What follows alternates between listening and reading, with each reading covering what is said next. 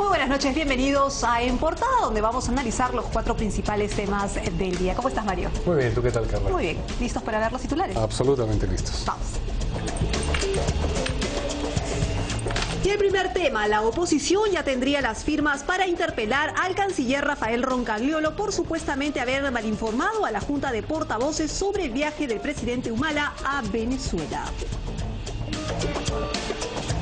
De otro lado, nacionalistas defienden presencia de Humala en Caracas. Vicepresidente Marisol Espinosa niega que se haya demostrado un fraude en las elecciones y el congresista Freddy Otárola afirma que Vargas Llosa no es garante de nada. Tercer tema, reincidente de delito de microcomercialización de droga, también trabajó para la Comisión de Gracias Presidenciales durante el gobierno de Alan García. Megacomisión solicita levantar el secreto bancario de Facundo Chinguel. Y por último, Zohar Tsarnaev, uno de los presuntos autores de los atentados en Boston, no será tratado como combatiente enemigo por las autoridades estadounidenses, pero podría enfrentar la pena de muerte.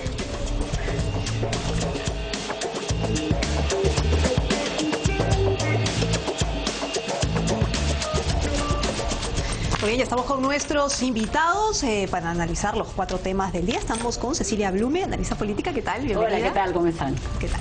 Y con el congresista nacionalista Omar Chejade. Gracias, Mario, Carla, por la invitación. ¿Qué tal? Muy buenas noches. Empezamos rápidamente entonces con el primer tema. La oposición, como ya se lo hemos venido informando, ya tendría las firmas para interpelar al canciller Roncagliolo por supuestamente haber malinformado a esta Junta de Portavoces sobre el viaje del presidente Humala a Venezuela. Mintió. Ese es el argumento, digamos, para pedir la interpelación. Vamos a escuchar justamente las declaraciones de Víctor Andrés García Belaunde. Mire, el tema es el siguiente. El presidente de la República ha viajado porque el Congreso le dio un permiso, con muchas ausencias. Los que han estado ausentes, si hubiesen estado presentes, la votación hubiese sido totalmente diferente. Hay que hacer números para darse cuenta que es así. Entonces, el presidente lo que ha hecho uso de un derecho o de una facultad o de un permiso que le entregó el Congreso. Por lo tanto, el canciller no tiene nada que hacer en el asunto. ¿No habría motivo entonces ni... No. La censura es a los que han faltado y no han estado presentes porque con su voto hubiesen podido cambiar el resultado. Pero eso es su opinión. Bueno, en realidad la eventual censura también debería caer sobre los que se abstuvieron al momento de votación. Entiendo que precisamente el congresista García Belaunde fue uno de ellos. Por otro lado, el congresista Juan Carlos Seguren, vicepresidente del Congreso, pero integrante de la bancada del PPC, ha declarado lo que decíamos en los titulares, es decir, que ya se tendría por parte de la oposición las firmas necesarias para la interpelación al canciller. Escuchemos lo que dijo. Último que ha sucedido, que creo que marca un hito importante, un quiebre en la relación entre la oposición y el gobierno, está producido por el hecho de haber aprobado el viaje del presidente Ollanta Humala para que vaya a convalidar un régimen abiertamente antidemocrático, con sesgos clarísimos de autoritarismo, porque la democracia no es un acto electoral. Alineada con el presidente Ollanta Humala, quien recordemos que dijo que Hugo Chávez era un ejemplo a seguir. Claro. O sea, es alguien que él pretende emular. Entonces, cuidado, tomemos en cuenta los peruanos, los campanazos están sonando, no dejemos que se siga construyendo una agenda pro-chavista, pro-autoritarismo, ya lo vivimos en el Perú. Y si ese es el ejemplo a seguir, ya sabemos por dónde viene Ollanta Humala. Bueno, finalmente son los congresistas los que dieron el permiso para que viaje Ollanta Humala. El canciller tendría que ser interpelado y, bueno, censurado en todo caso. A ver, primero que nada, lo que hay que ver es qué es lo que está pasando acá. El canciller Roncagliolo va el día jueves en la mañana y se reúne con la Junta de Portavoces, o sea, con las cabezas de cada partido. Y según dicen los congresistas, porque acá el señor Chejade nos va a poder contar más porque es congresista, los engaña y les dice, denle el permiso para viajar a Ollanta Humala, porque Ollanta Humala no va a participar en la jura del señor Maduro hasta que no recuenten los votos. Entonces, primero van a recontar los votos y después va a ser este proceso de la jura. Eso es lo que yo entiendo, que el señor Chejade nos aclare cuál es la mentira. Entonces, entiendo que eso les dijo Roncayolo y entiendo que eso no ha sido así. ¿Por qué? Porque efectivamente no ha habido ningún recuento y ya el señor Maduro es presidente porque ya juró. Pero lo que yo he visto es que a las 7 de la noche del mismo día jueves, mientras en el Congreso, y acá nos puede decir el señor Chejade, estaba toda esta discusión, la señora Tibisay Lucena en Venezuela, que ni siquiera fue ella, sí fue ella, jefa del Consejo Nacional Electoral, dijo, vamos a recontar el 46% de los votos que nos faltan. Por lo tanto, se habría cumplido lo que dijo Roncayolo, van a recontar. Lo que pasa es que yo no sé si Roncayolo dijo, van a recontar antes o después. En cualquier caso, yo creo que acá al canciller Roncayolo lo estarían haciendo pagar por una culpa que no tiene. Acá el presidente Ollanta-Humala quería ir a Venezuela. El presidente Ollanta-Humala es un amigo del gobierno venezolano. El presidente Ollanta-Humala es una persona que es muy cercana a la autoridad chavista y él quería ir, no solamente es amigo de Chávez, ha ido ahora a la muerte de Chávez, ha ido a Cuba anteriormente. Entonces yo no entiendo por qué no iba a ir a la juramentación de Maduro. Si los congresistas le han dado el permiso, él tiene todo el derecho a hacer uso del permiso para visitarlo. Y lo demás, lo que cada uno juzgue, si le parece bien o mal, son temas de política. Pero acá yo creo que al canciller Roncayolo lo están haciendo pagar una culpa, que en todo caso la tendría el presidente, pero que tampoco la tiene, pues es un tema político. Acá estoy segura que el señor Chejade está absolutamente en favor del viaje, yo estoy absolutamente en contra, porque yo estoy absolutamente en contra de Maduro, su bullying, cómo ha tratado, cómo han sido las elecciones, la suciedad del proceso, etcétera, etcétera. Pues eso es otro tema, no es el tema que se está discutiendo ahora. Hubo engaño por un lado y por otro lado es efectivamente el presidente Humala chavista, como dice la doctora Blume. No es cierto. Yo primeramente quiero dejar bien claro que yo no estuve ni participé en la Junta de Portavoces. Pero en segundo lugar, yo no creo que haya habido ningún tipo de engaño, de engañifa por parte del canciller Roncayolo.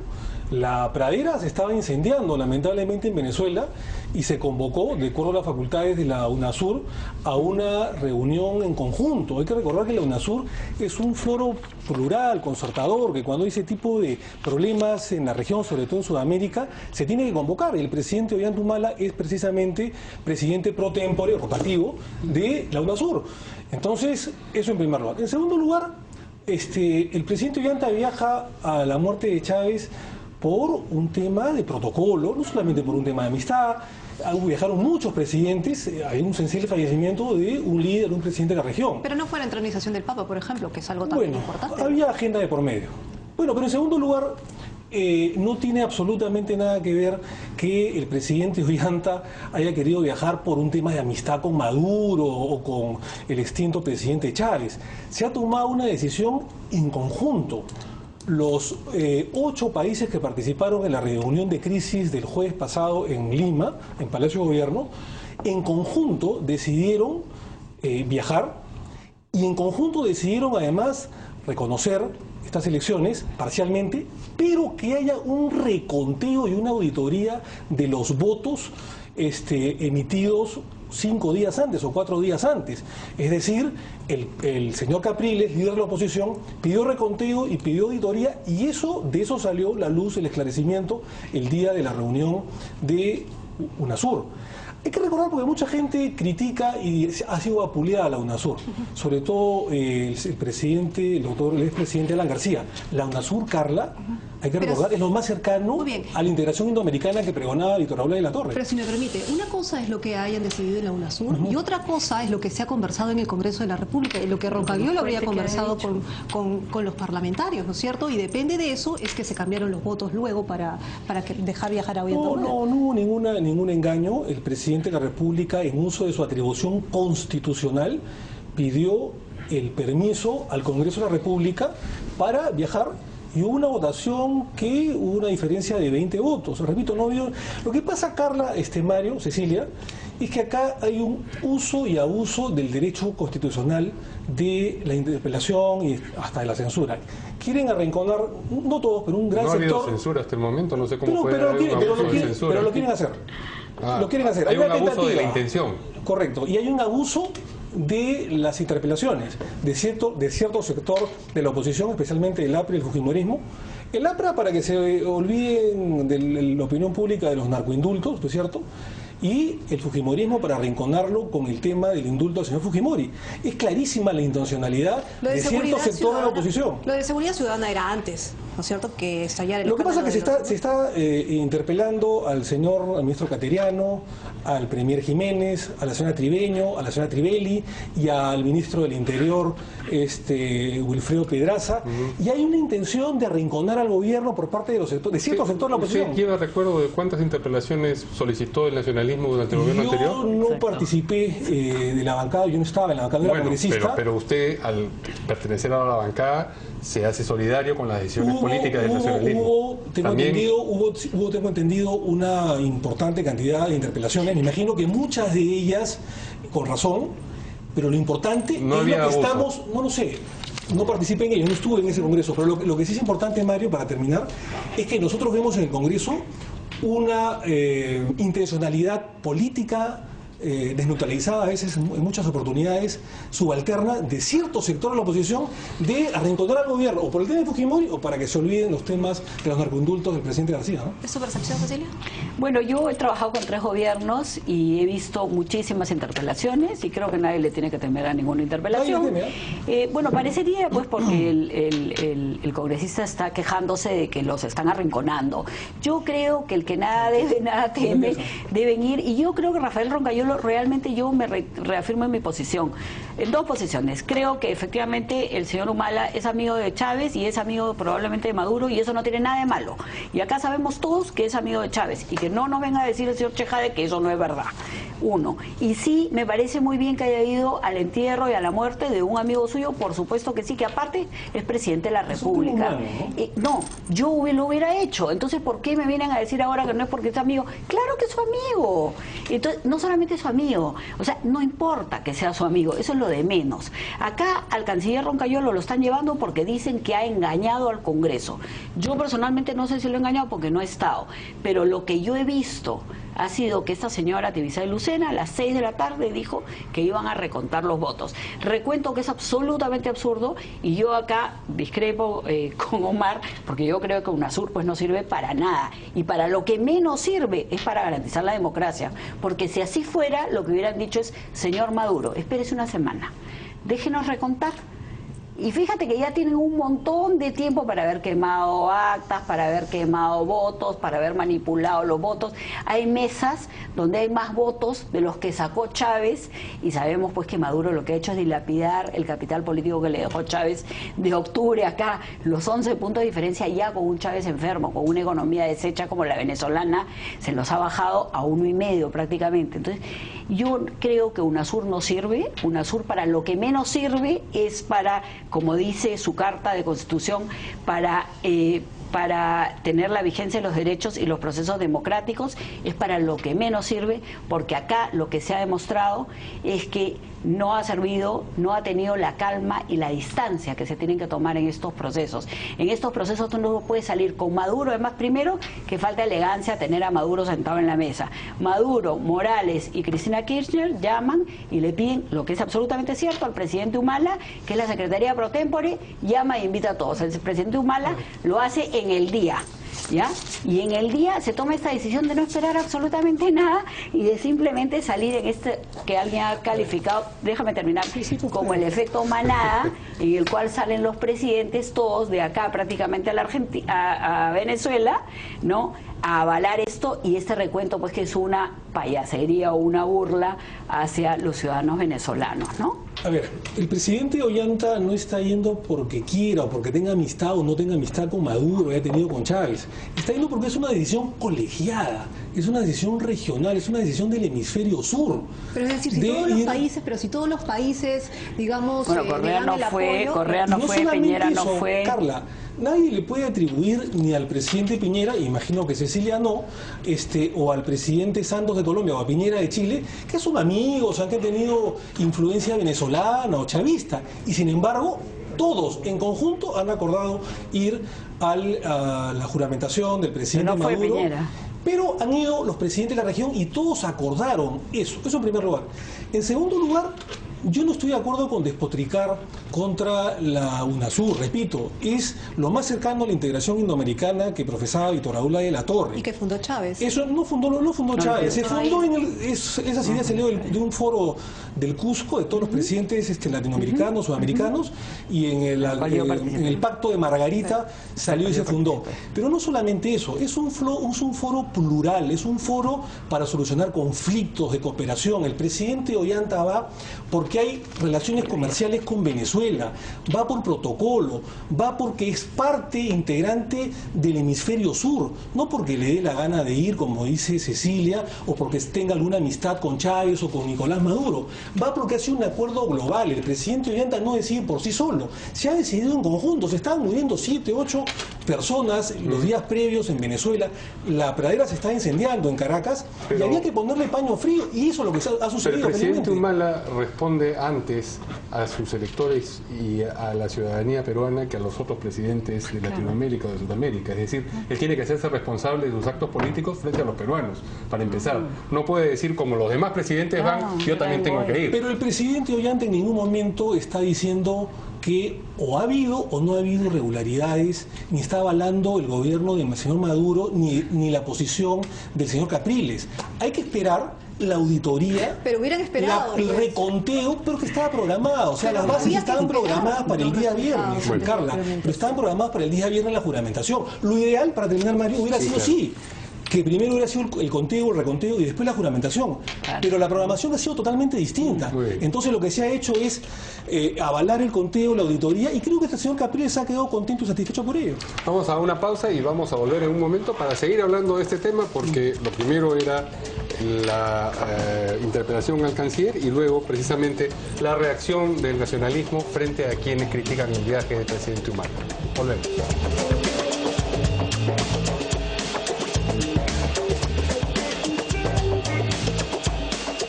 Bien, continuamos aquí en Portada. Hoy día nos acompañan la abogada Cecilia Lunes, Dos abogados. Y el abogado también, pero congresista, además, Omar Chejae, de las filas del nacionalismo.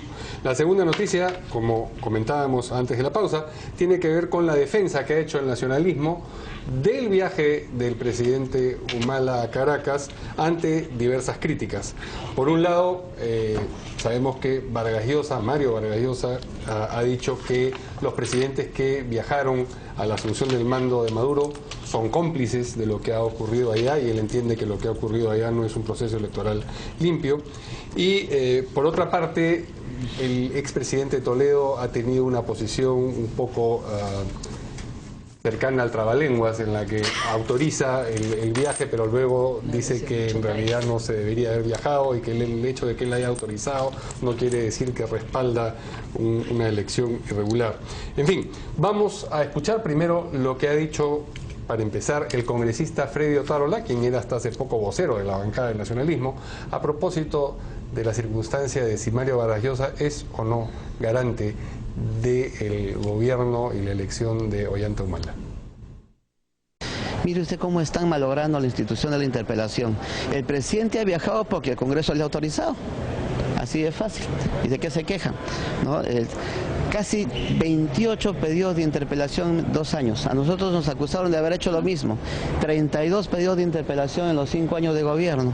Están abusando tanto de esta institución importantísima para el funcionamiento de la democracia que la están debilitando, ¿no? Sucede simplemente... Bueno, no salen las declaraciones sobre aquello de que Vargas Llosa no es garante de nada, pero sí están recogidas en todas las páginas web de los diarios hoy día. Pero hay más declaraciones, Carla. No es garante de nada, mencionó Freddy Otárola. Y Luis Taís mencionó sobre el permiso, ha mencionado que dio el permiso pero que esperaba que no viajara. Bueno, eso no sé si es un buen argumento, pero vamos a escucharlo. Para nosotros es muy complicado estar en una situación como esta. Pero para ustedes hubo frustración. Eso fue lo que representó la palabra de Díaz Mora, frustración. Yo creo que lo que hay en estos momentos es en realidad una sorpresa por el propio comportamiento del presidente Humala. O sea, ¿están convalidando ustedes lo que puede pasar en Venezuela? No, porque nuestra bancada... ¿Están ayudando a convalidarlo? No, de ninguna manera. Yo creo que... Mil disculpas porque obviamente no era Luis Taís, ¿no? Era Juan Cheput. Pero Luis Taís, repetimos, lo que mencionó básicamente es que dieron permiso para el viaje, pero que no esperaban que viajara, ¿cierto? Bueno, en realidad sí esperaban que viajara, ¿no? Varias cosas, ¿no? Yo estoy de acuerdo con Marisol Espinosa, por ejemplo. Marisol Espinosa ha dicho que efectivamente el fraude se tiene que probar. Y yo creo que eso es lo primero que hay que hacer. Pero tú no puedes probar un fraude cuando no cuentas los votos, pues. Entonces el reconteo al revés no te sirve para nada.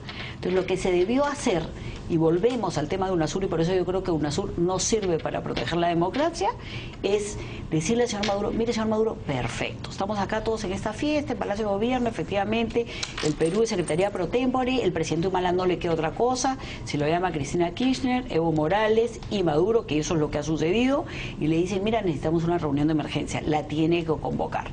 La convoca. Perfecto, acá se sientan todos los señores y deciden, muy bien, como estas elecciones no han sido transparentes, porque eso lo saben todos, porque desde una cédula donde tienes 14 caras de un candidato y uno de la otra, eso ya no es pues normal, un poquito irregular, ¿no? Entonces, donde tienes toda la televisión funcionando para un candidato y no para el otro, donde tienes todo en un lado y donde la ventaja es tan estrecha, entonces lo que pide un candidato es recuento de votos. Además hay un tema bien importante que nos estamos olvidando. El presidente Maduro fue el primero en decir hagan la auditoría. No entendemos qué pasó después, pero así fue. Entonces, yo estoy de acuerdo con Marisol Espinosa en que nadie sabe si ha habido fraude o no. Parecería que sí, pero nadie sabe. Para saber hay que recontar, pero ahora ya no puedes recontar, pues, porque imagínate tú, va a haber este recuento ahora, efectivamente. Imaginemos... Una auditoría, que es como un muestreo. A ver, ok, efectivamente, Tizar Lucena además ha salido a decir que lo que ella va a hacer no va a cambiar el resultado electoral. O sea que ni siquiera hay una posibilidad de duda, ¿no? Entonces, acá los presidentes del UNASUR, avalados por este manto del UNASUR, que es efectivamente, como bien ha dicho el congresista Chejade, todos juntos, a pesar de que Piñera no fue, a pesar de que Correa tampoco fue, y que pudo... Perdón, un ratito, estaba de viaje, no vio al Papa ese día, o sea, ha podido tomarse un avión y ir porque Correa también es un presidente cercano a Chávez. Entonces, en realidad, han debido ir todos, cosa que no sucedió. Entonces, lo que se hace acá es se avala a toda carrera cuando UNASUR debió ser un foro de reflexión, de protección de los derechos democráticos, y no ha servido para eso. Y sí, Marisol Espinosa tiene razón, los fraudes hay que probarlos, pero este fraude ya no se puede probar. Por lo tanto, estamos en un problema. Y lo que ha dicho Vargas Llosa tiene declaraciones en estos momentos, yo realmente le diría cómo se siente él como garante y qué va a hacer él como garante, porque yo creo que los garantes tienen una responsabilidad. Y el señor Otaro le ha dicho que Vargas Llosa no es garante de nada, no representa a nadie. Y Lucho Táiz ha dicho una cosa graciosa, que sí, pues lo autorizamos al presidente, pero no esperábamos que fuera. Entonces acá en esta especie de mermelada política, yo realmente quiero llamar a una reflexión. No sé de verdad, y quizá Omar nos pueda contar un poquito más de esto, cuánto creen los congresistas que le importa este pleitito a los ciudadanos de la calle. Congresista, es inevitable asociar el viaje de Ollanta Humala a la frase que dijo él de que Chávez era un ejemplo a seguir. Eso de ahí ya no es protocolar, no. Eso de ahí está teñido de, digamos, un sentimiento personal y probablemente ideológico respecto de Chávez. Por otro lado, quería preguntarle también si usted comparte la idea de Freddy Otárola en el sentido de que Vargas Llosa no es garante de nada.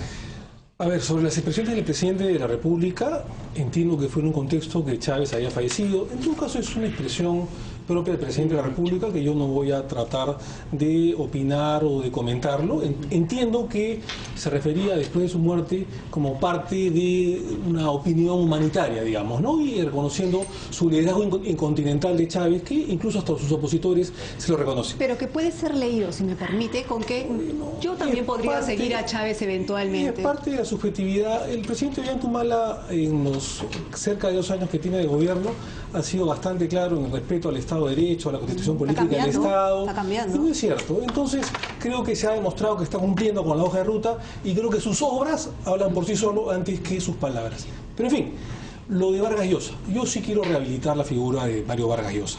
Mario Vargas Llosa es una figura prácticamente ecuménica en los temas de literatura, es un laureado escritor que nos ha dado grandes satisfacciones a nivel internacional como pocos, ¿no es cierto? Y debemos ser gratos, y en la vida hay que ser agradecidos siempre. y creo que el escritor Mario Vargas Llosa, el doctor Mario Vargas Llosa, ha jugado un papel, no digo determinante, pero sí influyente en las elecciones pasadas. No sé si como garante, porque esa figura constitucionalmente no existe, y yo hablo, como hombre de leyes, hablo de manera constitucional, pero definitivamente es una persona que se ha fajado por el país en los momentos de la dictadura contra el señor Alberto Fujimori, con sus opiniones, con sus escritos y luchando por la democracia. Entonces yo creo que hay que poner paño frío, hay que respetar a Mario Vargas Llosa. Nadie en el mundo, de los seres vivos, los seres humanos, somos parte del oráculo de Delfos ni del Olimpo griego, ¿no es cierto? Pero independientemente de ello, hay que respetar una figura literaria, política, incluso de Mario Vargas Llosa, respetable. Entonces yo creo que respetos guardan respetos y yo no puedo hablar, no lo he escuchado a Freddy, en todo caso es una opinión personal de él, que creo que los demás nacionalistas no necesariamente lo compartimos, ¿no? Cecilia, Carmen Omonte precisamente ha mencionado que se tiene que respetar la figura de Vargas Llosa, porque aunque el congresista dice que no ha sido una figura determinante, sí lo ha sido, digamos, en el tema de la hoja de ruta. Creo que las mujeres, Dios nos da un poco más de memoria que los hombres, aparentemente.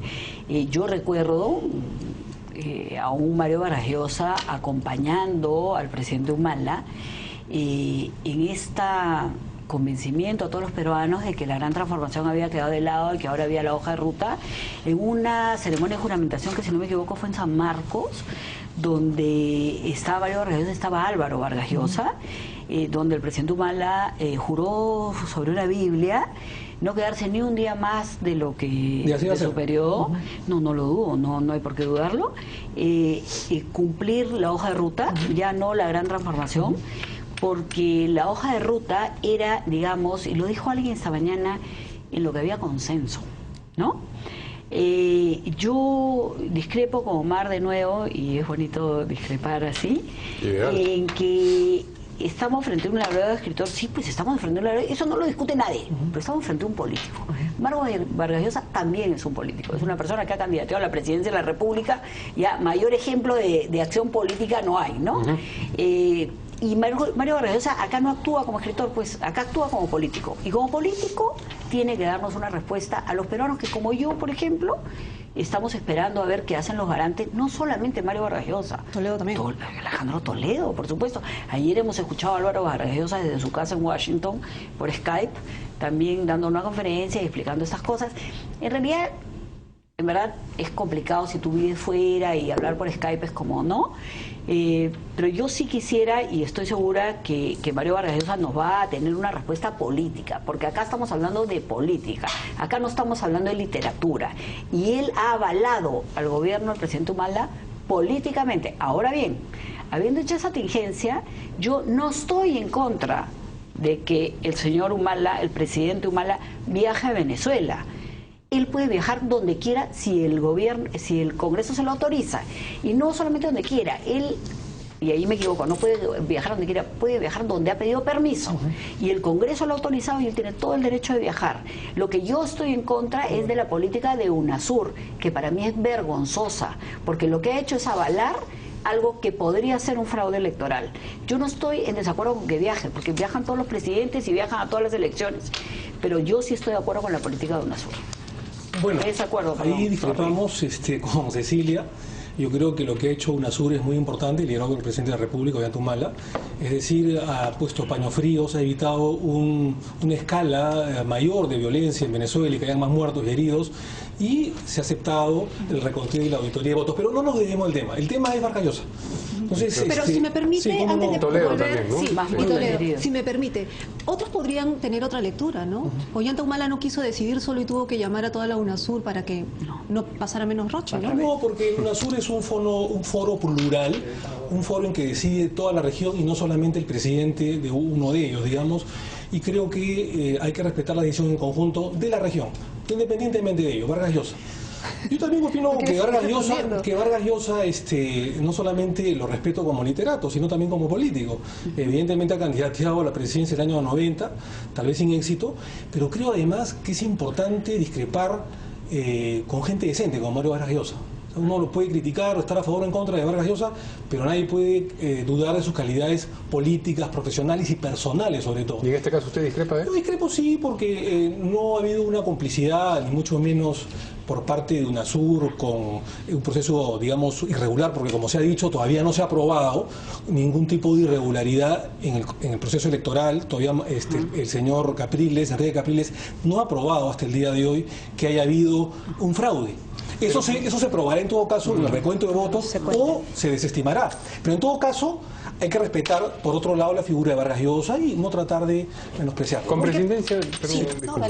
prescindencia de lo que arroje el conteo de votos o el muestreo de ese 40 y tantos %, ¿a usted le parece que el proceso electoral venezolano ha sido un proceso limpio, ejemplar, con hechos como el que mencionaba, por ejemplo, Cecilia Brume, de que el candidato Maduro apareciera 14 veces en la boleta de votación y el candidato Capriles 1, por mencionar, digamos... Es un tema, Mario, gracias por la pregunta, que tienen que resolverlo los venezolanos en la interna. Nosotros estamos a favor, igual que el presidente Ollanta, de la autodeterminación y la voluntad popular del pueblo venezolano. Somos respetuosos de las decisiones del pueblo venezolano. Si han habido irregularidades, seguramente se tendrán que sancionar. Nosotros, como personas que hemos defendido la democracia en la época de la autocracia Fujimori, estamos en contra de cualquier tipo de dictaduras o autocracia si las hubiera. Pero en este momento no nos podemos decir. Usted nos dice, sí, no se ha demostrado que haya habido fraude, y en el otro caso dice, este es asunto de los venezolanos. Es que la decisión... En un caso no se pronuncia, en el otro caso sí. La decisión final no corresponde al presidente Ollanta, sino de los mecanismos electorales y de la justicia venezolana y los políticos venezolanos, y finalmente el pueblo decidirá. La UNASUR está para supervigilar, para observar, pero de acuerdo a la decisión del pueblo venezolano. Aunque vea un copamiento en las instituciones. Bueno, pero eso lo tendrá que solucionar el pueblo venezolano y los políticos venezolanos. Nosotros no nos podemos entrometer en la política interna de un país. Cuando juramentó Alberto Fujimori de la reelección, hubo sanción por parte de otros presidentes porque fue deslucida, digamos, la ceremonia. ¿Por qué no hacer en este caso lo mismo? Bueno, te repito, Carla, y gracias por la pregunta, esta ha sido una decisión de 8 presidentes sudamericanos. En su conjunto han decidido. Y si han habido irregularidades, se probará en el conteo de votos y nadie está a favor de ello. Se sancionará a los responsables, seguramente. Pero yo como peruano puedo decir, mi presidente está avalando un... Bueno, yo como peruano digo que el presidente Ollanta Humala es respetuoso de las instituciones democráticas, del Estado de Derecho, y jamás avalaría un régimen autocrático ni ningún tipo de irregularidad o fraude, ¿no? Bueno, acá lo que hay pues una clarísima contradicción, ¿no? Primero, el congresista lo que nos está diciendo esto que se resuelve en la interna y la libre determinación de los pueblos, que conocemos todos los abogados, que es una de las teorías de derecho, además que avalamos. Pero entonces, si esto pues se resuelve en la interna, entonces, ¿por qué dice el congresista que acá ha venido todo esto liderado por el presidente Ollanta Humala? Cosa que es absolutamente falso, porque la Secretaría Pro Tempore está en Lima, pero la reunión no la pidió el presidente Ollanta Humala.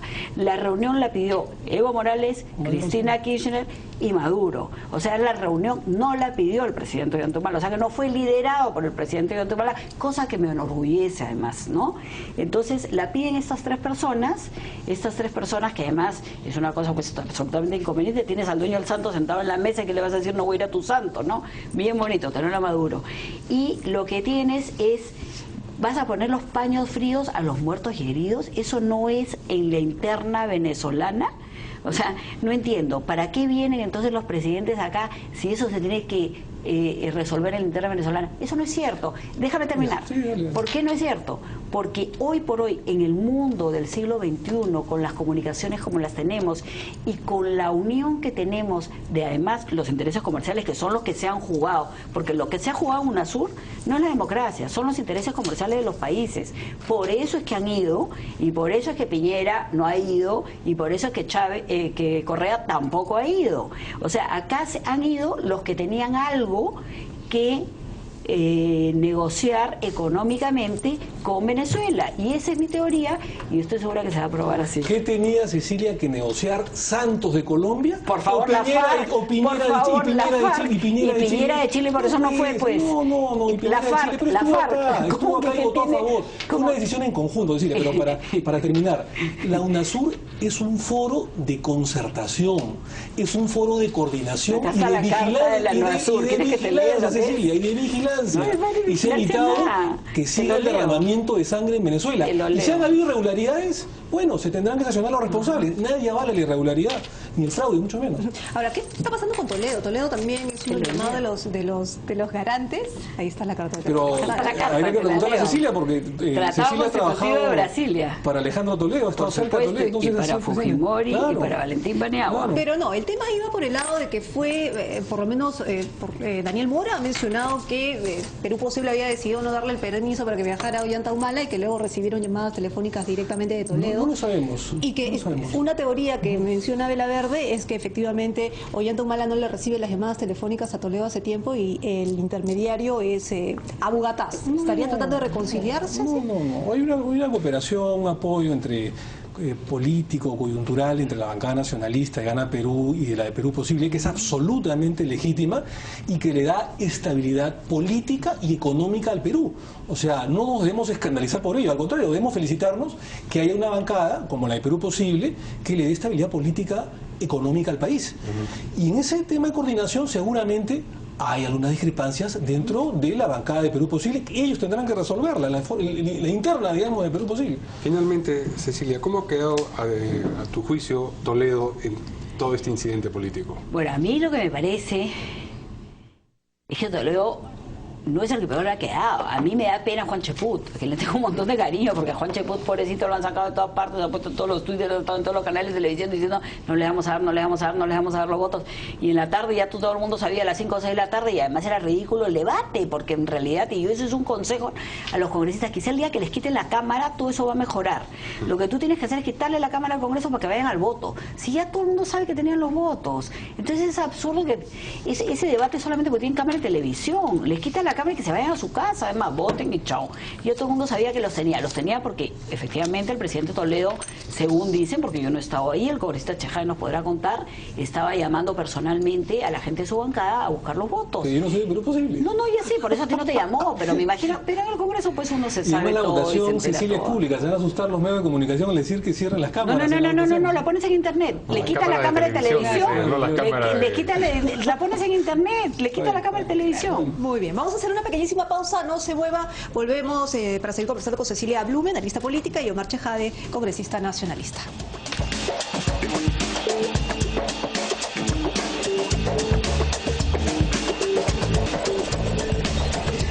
Seguimos con En Portada, ya vamos con el tercer tema y vamos a hablar del reincidente en delito de microcomercialización de droga que también trabajó para la Comisión de Gracias Presidenciales durante el gobierno de Alan García. Y obviamente la megacomisión ha solicitado levantar el secreto bancario de Facundo Chinguel. Sigue saliendo más datos respecto a este tema. Tocó carne finalmente la megacomisión con esta investigación. Una reincidente, sí, es una mujer por microcomercialización. Mira, yo creo que en 5.000 procesos, bueno, primero que nada, esto hay que investigar a Chinguel, hay que investigar a la señora, pero hay que investigarlo como se investiga, abriendo un proceso. O sea, tú no puedes investigar por la prensa, no, acá hay que investigarlo penalmente, como primero administrativamente, viendo quién contrató a esta señora, cómo se le contrató, etcétera, etcétera. Ahora, de mi experiencia pública, nadie te pregunta si tienes antecedentes penales. Que lo deberías hacer, y más en una comisión como esta, sí. Ahora te das cuenta que sí. Y cuando ya hay más de uno, te hace pensar que no es producto del azar la presencia de... Lo que te hace pensar es que acá tú tienes que revisar todo el proceso, ¿no? Y tienes que revisar el proceso y tienes 5.000 casos hay como 200 y tantos indultos y el resto son conmutaciones, ¿no? Entonces tienes que revisar los casos porque ya realmente tienes estos dos casos que son, digamos, los casos que han salido a la luz. Y tienes que ver si los dos fueron en la época de Chinguel, me parece que sí, ¿no?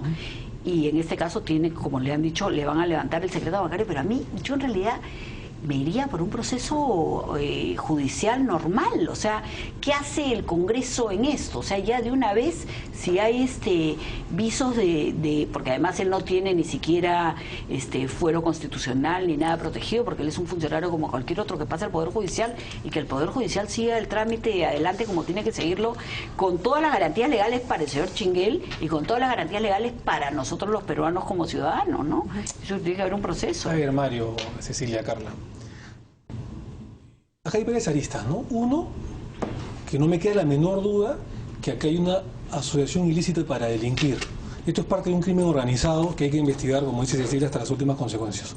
Segundo, ojalá, y esto no es una crítica al Ministerio Público, pero sí de repente a alguno de sus miembros, ¿no? Ojalá que algún fiscal provincial no se le ocurra archivar uno de estos casos y dejarlo sin piso a la megacomisión. Porque acá hay un tema más interesante. El tema es que el presidente García, solito ha dicho él, de que ha revisado los 5.500 expedientes. Me costó creer eso, ¿ah? Porque revisar 5.500 expedientes me parece... Sí, pero ahora estamos hablando de una persona que trabajó para la comisión, sí, no de los indultos específicamente, no, sino de quien... Sí, pero a lo que voy yo, para terminar la idea, se ha trabajado 5.500 indultos o conmutaciones de pena, ¿no es cierto? Entonces, ¿qué hacía el señor García? Porque fueron dados estos indultos o conmutaciones de pena en la época que él fue presidente. Y la población, ojo, no lo eligió con los votos mayoritarios para liberar narcos o burriers o gente que esté implicada en el tráfico ilícito de drogas. Entonces, si bien es cierto, había un informe de por medio, y el mismo presidente García ha dicho que él revisó 5.500 expedientes, todos los expedientes de indultos o conmutaciones de pena.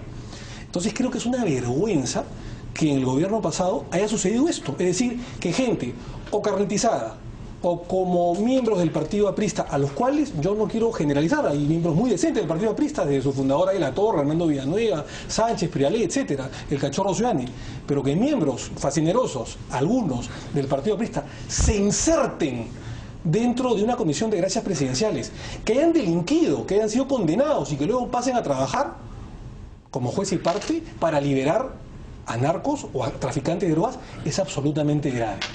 Y además, en otros casos, como el señor Manuel Huamán, el abogado, han abierto, Mario, Carla, estudio de abogados, entre 3 o 4, justamente para dedicarse a la liberación de traficantes de drogas. Esto es un tema que se debe investigar hasta las últimas consecuencias. Ahora, ¿pero usted cree que llega hasta el presidente o el expresidente Alan García este tema? Él mismo ha dicho que ha estudiado 5.500 expedientes. Entonces, él, que es muy inteligente, que es muy estudioso, nos parece raro que se les haya pasado esto. Pero esta política de indultos no solamente está destinada a liberar narcos o traficantes. Se liberó al señor Crucillat, se liberó al señor Espinosa, el ex jefe de salud, y extrañamente se liberó humanitariamente, o por ahí humanitario entre comillas, al general Fernando Vianderas Otone, que me alegra que el día de hoy esté gozando de buena salud. Pero se decía que se estaba muriendo, que estaba desfalleciendo hace 4 años. Y sin embargo, el señor tiene una vida normal. Me alegra. Pero hay indultos, por decirlo menos, muy extraños, que el presidente García tendrá que responder políticamente a sus ciudadanos. Ojo, no es un delito, es una facultad constitucional, el derecho de indulto. Es un tema político que podría acarrear, espero que no sea así, una infracción constitucional. Porque la infracción constitucional se sanciona políticamente, no criminalmente. Cecilia quiere decir varias cosas. Varios temitas, sí.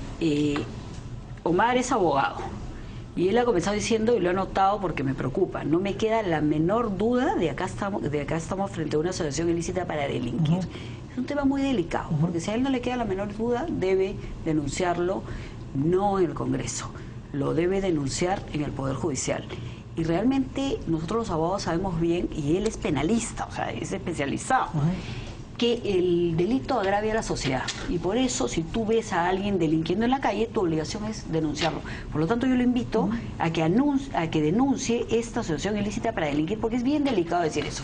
Yo le quiero contar una cosa que no sé si el señor Chejade lo conoce. He notado acá también que acá se estaba soltando burriers, narcos, etcétera, etcétera, y que él no está de acuerdo con esto. El 12 de diciembre, entre usted al portal del Congreso, el 12 de diciembre hay un proyecto de ley firmado por el presidente Humala y por Juan Jiménez, pidiendo que a todos los que han sido sentenciados por tráfico de drogas por menos de 7 años, se les reduzca la pena, esos son los burriers, y se les saque del país. Y ese proyecto es de su presidente, de nuestro presidente y del premier actual. Yo no entiendo por qué ustedes en el Congreso hasta ahora no lo han votado. Me cuentan que tiene voto favorable. ¿Y por qué es esto? Porque si usted lo lee como lo he leído yo, lo que hay detrás es una política de destuburización de las cárceles que comienza por los burriers. Entonces eso lo ha hecho su partido, lo ha hecho su gobierno, y yo no entiendo cómo usted puede hablar de indultos y conmutaciones a narcos, traficantes de drogas. A mí me parece que esos temas son muy delicados, y cuando se juega con las personas hay que ser muy cuidadoso. Y sobre el estudio de los 5.500 expedientes de Alan García, ¿cómo estudia un presidente un expediente? Un presidente, primero que nada, esta señora Carmen Delgado Rivera, que ha sido la que trabaja en las comisiones, eso no hay cómo Alan García lo sepa, salvo que usted tenga las pruebas y lo vaya a denunciar, porque eso no está en ningún expediente, ¿no? Como nos imaginamos, porque ella era las llamadas promotoras. ¿Cómo estudia un expediente? Usted lo sabe perfectamente bien. Al presidente de la República le llegan 2 hojas y un file, donde dice, lo máximo del estudio es fulano de tal, conmutación de pena, tenía 8 años por cualquier cosa, se lo bajamos a 6. Eso es el estudio de un expediente, ¿ya? No es otra cosa. No es que el señor García tenga que ir y probar si este señor está efectivamente en tal prisión o no está en tal prisión. Entonces, realmente, hablemos de las cosas que sabemos cómo son. Y a mí, personalmente, como abogado, me da siempre problema decir estas cosas como que esto es una asociación ilícita para delinquir, porque si lo es así, el señor Chejade tiene la obligación de mañana denunciarnos con nombre y apellido, no a la megacomisión, al Poder Judicial. Y eso es lo que debería hacer, porque tú no puedes tener un congresista que se esté sentando en un canal de televisión diciendo que no le queda la menor duda de que hay una asociación ilícita para delinquir, porque tiene usted la obligación, como lo sabe por abogado, porque el delito agravia a la sociedad y tiene que ir y denunciarlo. Y perdón, déjame terminar con esto. Los congresistas son muy light en las acusaciones porque tienen inmunidad parlamentaria, y a mí, así como usted dice esto acá, a mí hay un congresista cuyo nombre prefiero no repetir, que me ha acusado de 1000 cosas hasta el día que le dije, ok, vámonos al Poder Judicial, quítate la inmunidad y yo te reconvengo. Nunca más, porque es muy fácil acusar cuando se tiene inmunidad parlamentaria. A ver, primeramente, voy a ir por partes porque Cecilia ha dicho varias cosas. En primer lugar, hay que ver el tema de la personería jurídica y constitucional. Es decir, hay las instancias correspondientes de las personas que van a denunciar, como por ejemplo el procurador anticorrupción, sí, Cecilia, el procurador anticorrupción, en este caso el señor Arbizú, tendrá la potestad, también ha salido a señalar eso, a decir que existe no te he interrumpido, un crimen, una asociación ilícita para delinquir. Entonces, no es el congresista, nosotros damos un comentario político y jurídico, ¿cómo no? Pero la persona o la institución encargada de denunciar, y lo digo porque también he trabajado en la Procuraduría Anticorrupción, es el Procurador Anticorrupción, de investigar y denunciar ante la Fiscalía y el Poder Judicial. Eso en primer lugar. Y en segundo lugar, hay una mega comisión que está investigando las irregularidades, incluidos los indultos, del gobierno del presidente García. Yo no sé por qué Cecilia defiende tanto al presidente García. ¿Será porque ha trabajado con él? Yo no le estoy responsabilizando a ella. Fíjate que yo no estoy responsabilizando a ella de los temas que son personales del presidente García o de sus decisiones políticas. En segundo lugar, se tiene que demostrar, no nos cabe la menor duda que sí está demostrado, lo que se tiene que demostrar es la individualización de sus autores. Y eso, para eso está el Procurador Anticorrupción y la mega comisión, para saber qué personas han estado detrás de este escándalo. Yo no sé por qué se tratan de defender a ciertas personalidades. Y en tercer lugar, Cecilia, una cosa es otorgar un indulto humanitario o por destuburizar las cárceles, y otra cosa muy distinta es otorgar un indulto porque había una coima, un soborno de por medio, o un cohecho de por medio, que sí se ha aprobado y que sí ha sido denunciado por diferentes personas. Entonces son cosas muy distintas. El hecho de promover una ley para destuburizar o por temas humanitarios, y otra cosa muy distinta por un tema delictivo o por un tema de soborno. Ha sido denunciado, pero probado el cohecho. Exacto, probado, denunciado, ¿probado dónde? Bueno, la nueva denuncia es de Carmen Delgado, ¿no? Quien acusó, digamos, de haber pedido $5.000 por bajar su pena. Y se va a denunciar. Tenemos todavía un tema por cubrir y pocos minutos, de manera que vamos a una pausa y volvemos con la cuarta noticia de la noche.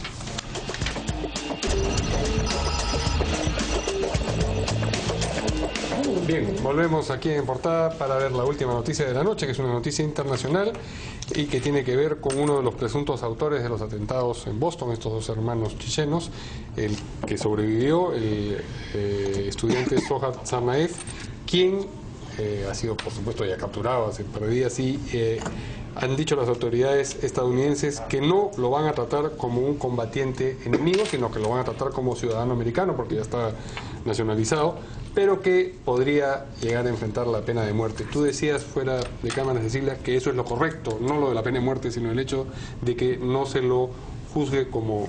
un combatiente enemigo, por varias razones, ¿no? Primero, no hay prueba de que sea un combatiente enemigo. O sea, él es un americano, él es un ciudadano americano que se nacionalizó y por lo tanto tiene que ser tratado como americano.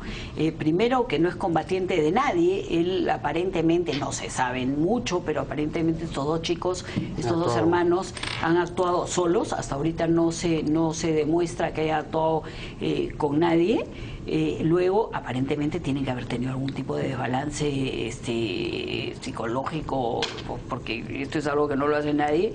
Y segundo, van a ser procesados en el sistema de la justicia civil americana, que es bastante duro en casos como estos, durísimo, ¿no? El caso de terrorismo urbano o el caso de ataque urbano a personas indefensas es durísimo. A este chico le pueden dar cadena perpetua fácilmente, ¿no? Ahora dicen que está muy enfermo. Lo que yo escuché a la hora de almuerzo es que ni siquiera iba a poder declarar, porque era un chico que ni siquiera podía hablar, que estaba muy, muy enfermo. No especifican qué enfermedad tiene, pero dicen que el chico está muy enfermo. Esperemos que sane para que lo puedan llevar a declarar, ¿no? Bueno, primero solidarizarme, igual que Cecilia, con el pueblo norteamericano, con el pueblo de Boston y otras ciudades que también sufren ataques, y del mundo. Eso comprueba pues que el terrorismo es una lacra que no tiene banderas, ni color político, ni barreras, ¿no es cierto?, ni fronteras, ¿no? Es internacional.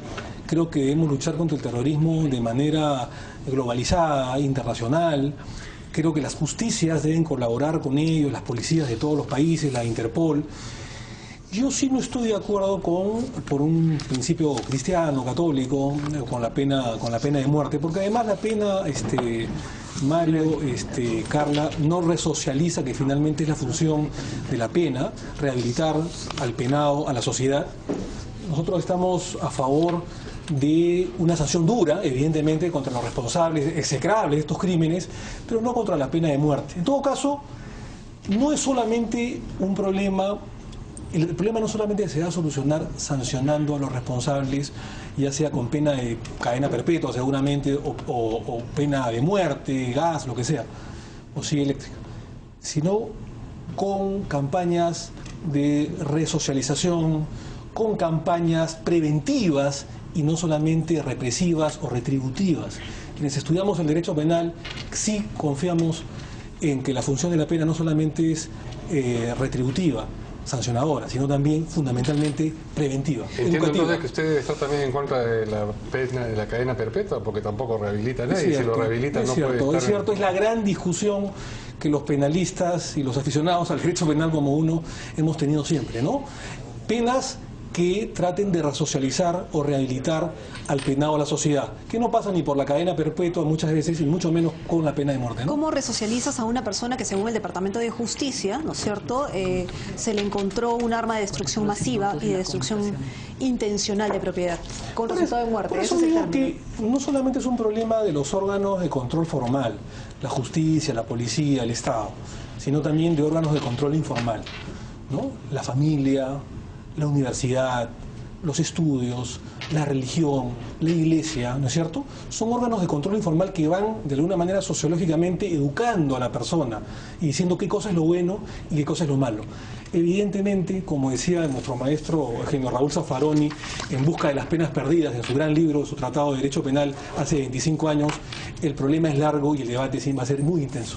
A propósito de las penas que puede enfrentar el joven Tsarnaev, tú tenías una reflexión sobre la posibilidad de la pena perpetua. Y primero que nada, esto no es un caso de terrorismo. Hasta ahorita lo que es un caso de un asesinato urbano contra varias personas, de lo peor.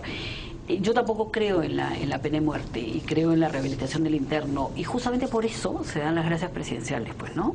Para rehabilitar a los internos, porque tú entiendes que hay una posibilidad de eso, y por eso antes de darte una gracia tienes que haber estudiado, tienes que estar bien psicológicamente, etcétera, etcétera. Pero sin coimas. Porque buscas, por supuesto, sin coimas, o sea, acá nadie está hablando coimas de ningún tipo, ¿no?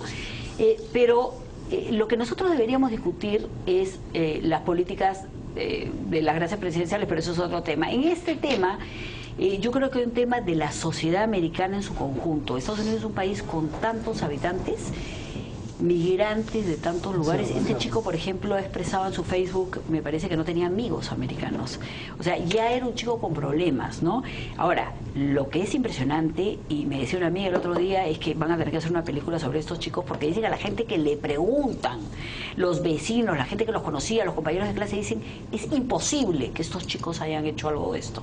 Eran unos chicos que se ocupaban de los discapacitados, que hacían ayuda social, que apoyaban en su comunidad. Eran unos chicos modelos, unos chicos que se han criado en Estados Unidos, que encima racialmente son más parecidos a los americanos, incluso, o sea, que tampoco han tenido este tipo de discriminación. Entonces, en realidad, tú te preguntas por qué estos dos chicos han hecho esto, y probablemente pues hay una respuesta psicológica, ¿no?, o psiquiátrica a este tipo de conducta. Pero en cualquier caso, los Estados Unidos lo que tiene que hacer es muy fuerte, porque esto tiene un efecto de demostración, ¿no? Y realmente yo, al igual que Omar, coincido en que yo no creo en la pena de muerte, porque no rehace. Es lo único que han coincidido esta noche. Sí, me Pero es bonito, consigo, pues. Cecilia, Es y además bonito. con una contrincante política de lujo, y que la admiro mucho, Cecilia, por Gracias, Omar. todo lo que ha dicho el día de hoy.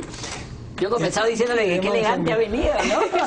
Son tus ojos. Sí, me dijo, Pero son tus independientemente de ello, creo que hay que hacer un estudio sociológico, porque hay miles de estos chicos. Creo que la sociedad norteamericana, haciendo una crítica, se está desvalorizando en cuanto a la familia. No hay un concepto de familia definido en los Estados Unidos, como hay felizmente todavía en Sudamérica, y especialmente en el Perú.